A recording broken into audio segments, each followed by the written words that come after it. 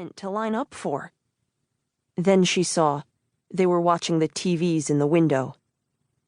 Emma and her mother stopped to watch too.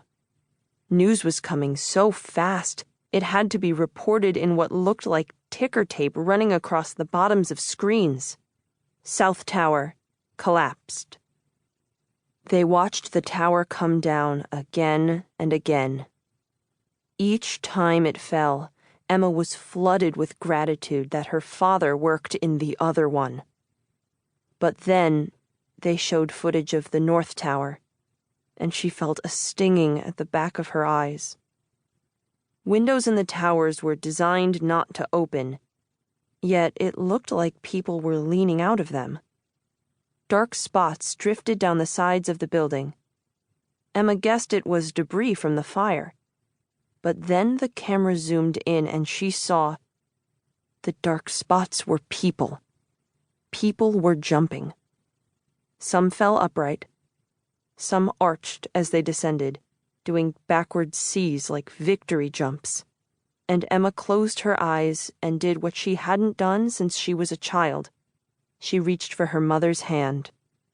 Her mother squeezed it and brought the back of Emma's hand to her lips. Emma felt certain that her father wasn't one of the jumpers. He'd never have jumped, since it would have meant jumping away from them. When they got to the subway at 86th, a sign at the entrance read, "No more service today." They headed to 3rd, where, going against traffic, they saw an army tank? Had a war started?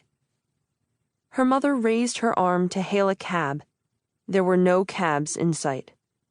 But after many changes of lights, a slightly battered car stopped in front of them. Car service.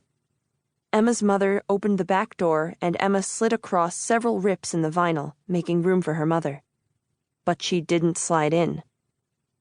"Take this to 125th Street, she said to Emma, fishing a 20 out of her wallet. "Take the train to your grandfather's. Wait at Hollingworth until I come up with Daddy." At the sound of Daddy, Emma's eyes filled. "No," Emma said, pushing the money away, sliding back across the seat toward her mother.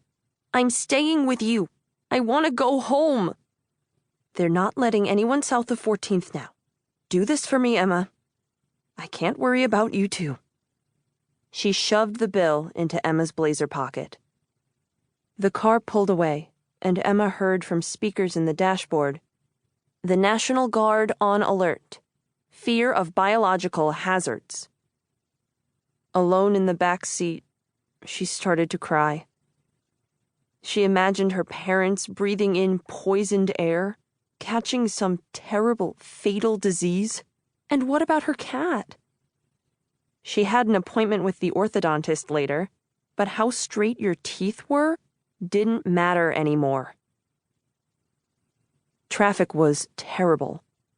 It took a long time for the car to get 40 blocks north to the station. The driver and she didn't talk.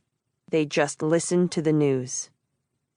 When Emma pulled the bill from her pocket and handed it across the front seat, the driver didn't take it.